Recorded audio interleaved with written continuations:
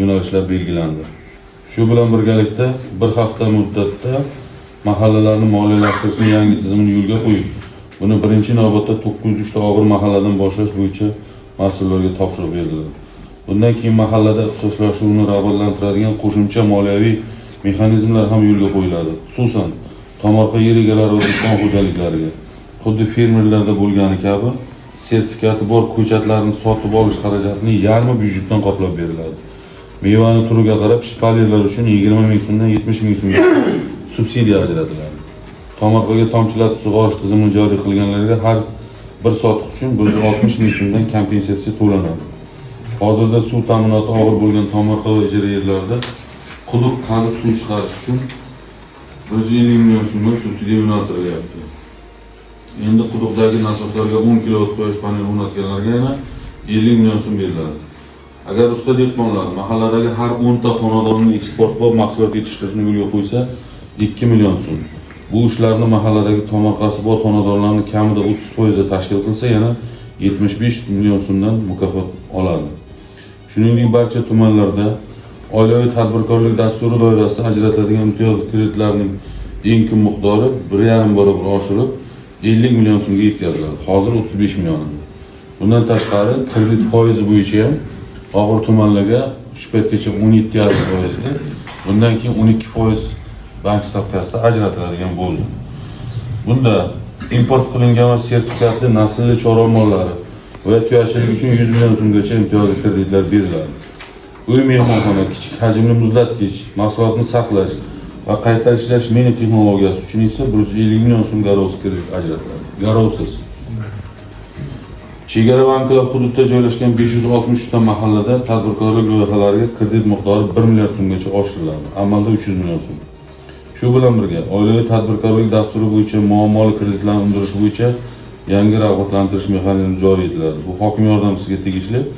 Bunda hokim yordamchisi 2022-yilgacha ajratilgan kreditlarni muammoli qismini qaytarsa, ushbu summani 20%, 2025-yilgacha ajratilgan kredit doirasida muammoli kreditlarning qiymatini 10% bonus sifatida oladi. Ko'rib turibsizlar, mahallada odamlarni ishli va daromadli qilish bo'yicha yangi tashabbuslarni e'lon qilib, samarali foydalanish uchun eng avvalo hokim yordamchilari aniq natijaga qaratilgan yondashuvlarni mahallaga olib tushib, yangicha ishlashga o'tishlari zarur belgilanadi. Hokim yordamchilari tashabbuskorlarni topib, mahallada mikro va kichik loyihalarni amalga oshirishni ancha o'rgandi, tajriba ortdi. Endi ular o'zi mas'ul bo'lgan mahalladagi ishni yangicha loyihaviy yondashuv asosida tashkil qilishga o'tadi, dedilar hurmatli prezidentimiz. Yig'ilishda belgilab berilgan vazifalar barcha sohalarda vazifalarning ijrosini so'zsiz ta'minlash maqsadida 2026-yilni tumanimizda favqulodda holat yili deb e'lon qildik. Kunma-kun, oyma-oy rejalarni belgilab olib, barcha rahbarlar mahalla yettiligi bilan birga berilgan topshiriqlar bo'yicha shaxsiy mas'uliyatimizni oshirib, javobgarlikni zimmamizga olgan holda har bir oylik natijaga asoslangan holda ishni tashkil qilishimiz zarur. Hurmatli mahalla faollari, bugun biz Janub Mash'ali mahallasida kambag'allik qisqartirish va aholi bandligini ta'minlash bo'yicha zarur vazifalarni belgilab kelishib olishimiz kerak bo'ladi. Hozirgi kunda Janub Mash'ali mahallasida 638 ta xonadonda 654 ta oila bor. Jami 1832 nafar aholi istiqomat qilish kerak. Mahalla yettiligi tomonidan fuqarolarning kasbini o'qitish, tadbirkorlikka jalb etish, imtiyozli kreditlar va subsidiyalar ajratish, tomorqadan samarali foydalanish tashkil etish, ayniqsa yoshlar va xotin-qizlar bandligini ta'minlash bo'yicha ishlar yetarli tashkil etilmagani sababli o'tgan yil 1-dekabr holatiga mahallada ishsizlar soni 4 nafar, kambag'allik darajasi esa 10.13% tashkil etib, bundan ko'rsatkichdan 3 barobar yuqori bo'lib qoldi. Hurmatli prezidentimiz tomonidan belgilab berilgan vazifalar hamda yaratib berilayotgan imkoniyatlardan kelib chiqib, kambag'allikni qisqartirish, aholi bandligini ta'minlash bo'yicha Janub Mash'ali mahallasi joriy yilda quyidagi ishlarni amalga oshiramiz.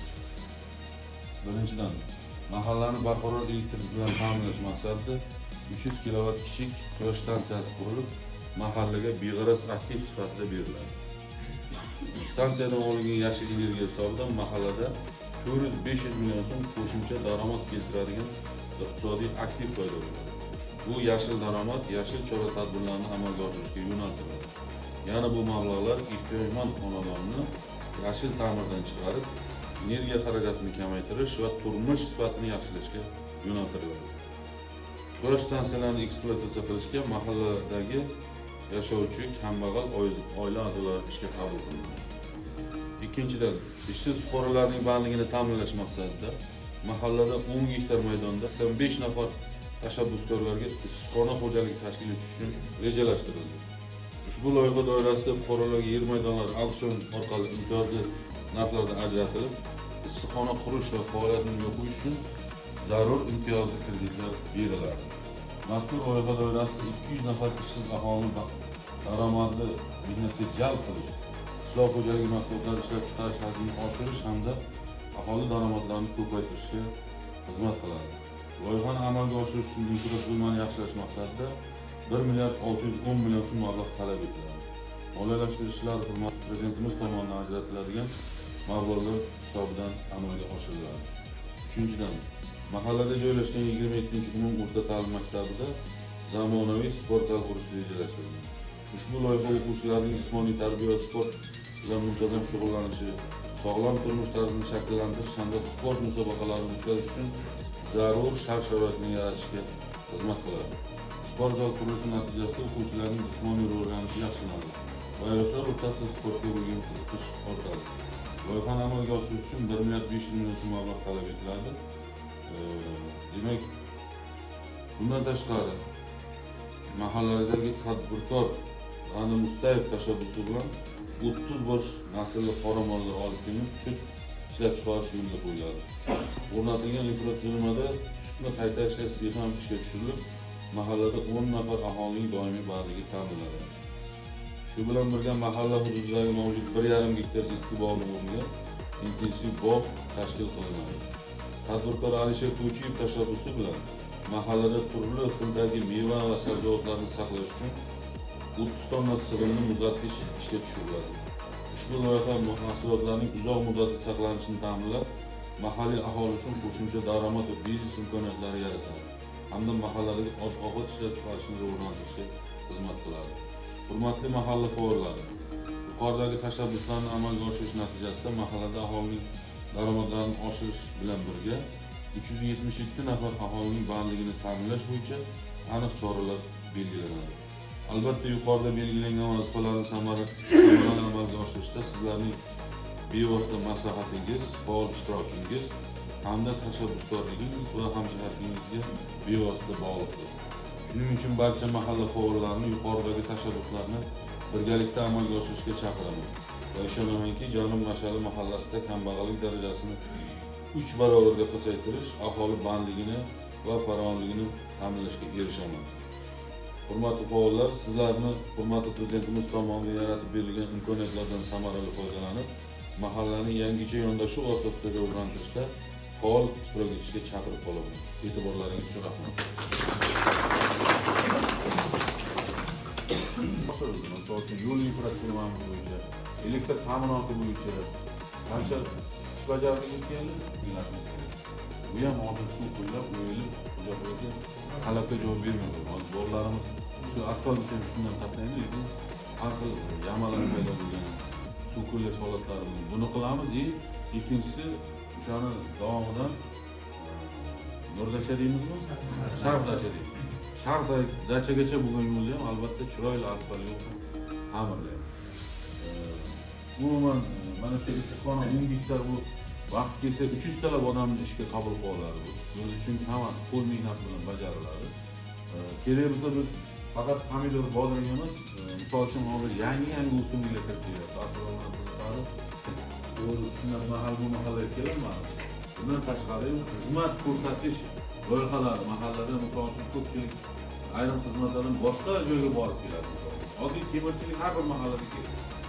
Oddiy temirchilik, bo'lmasa go'zallikdan yo'q. Loyihalardan ichgacha binolarda bu tomonga kiradigan yaxshi bilasizlar sharoitda. Nima bo'lishini issiqxona qanaqasiga quramiz? Yo'l qayerdan chiqadi? Qanaqasiga bo'lsa yaxshi bo'ladi.